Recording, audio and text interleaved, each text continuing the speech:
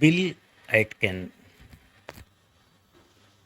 My wife Colleen and I first met Bill Aitken along with Ruskin Bond as one of my Missouri's resident writers.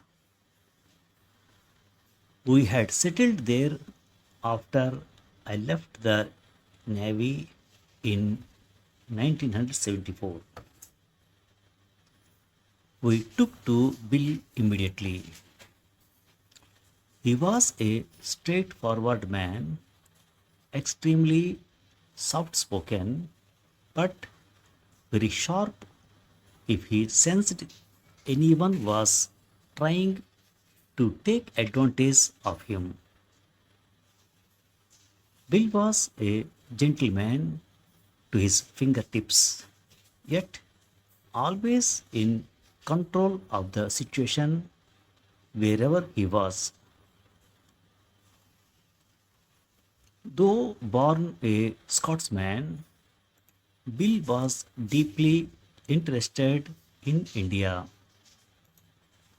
He felt its philosophy was something the world needed to know.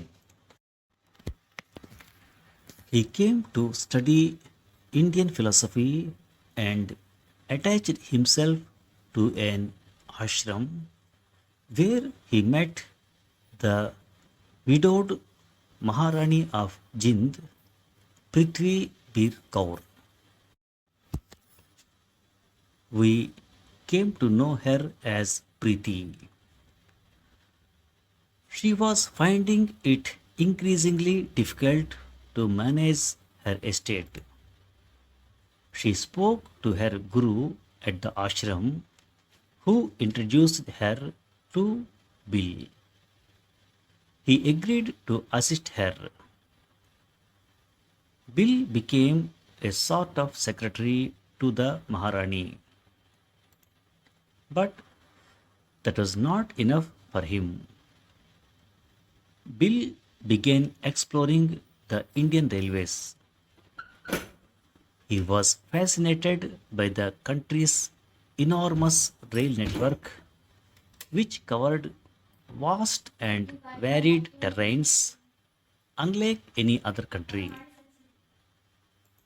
He was equally intrigued by India's rivers.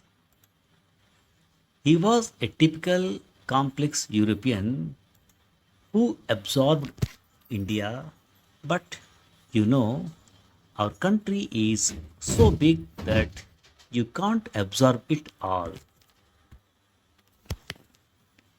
You'd have to be an absolute giant to absorb everything. Bill was specific in his obsession, or rather, it would be better to say his love for India. What Colleen and I found particularly fascinating was the way he approached India. Unlike many European writers, he delved deep. He was fascinated with Hindu philosophy, which goes beyond puja and arati. It goes down to ithas, the thing common to the three of us. We believed that ithas, that is, the inherited legends that are passed down through the ages, was a unique creation of Hinduism. Using ithas, they were able to send deep scientific truths down the ages till these could be interpreted. Let me give an example.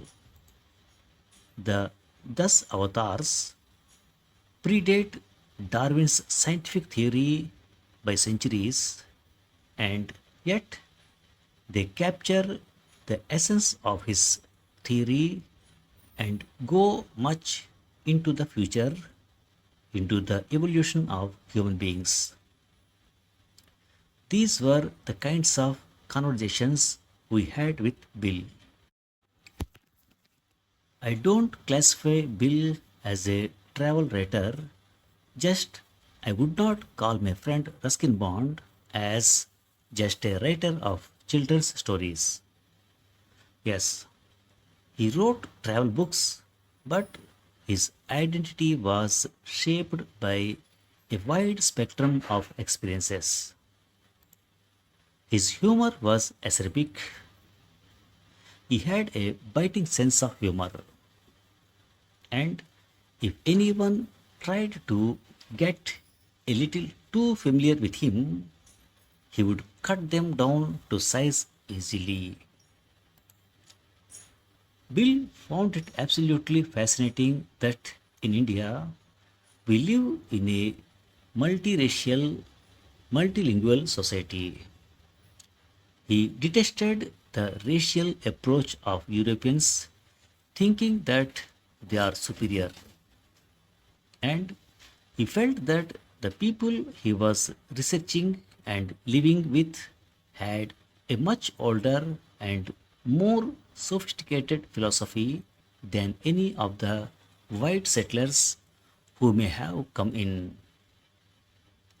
Had Bill Aitken been born in the Victorian times, he might have been celebrated as one of the pioneering Britons who went into the depth of Indian philosophy and culture and revealed the true India to the world.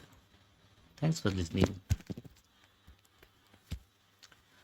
What Colleen and I found particularly fascinating was the way he approached India. Unlike many European writers, he delved deep. Delve. Delve. Delve deep means to explore something in a thorough and detailed manner. His humor was acerbic. Acerbic.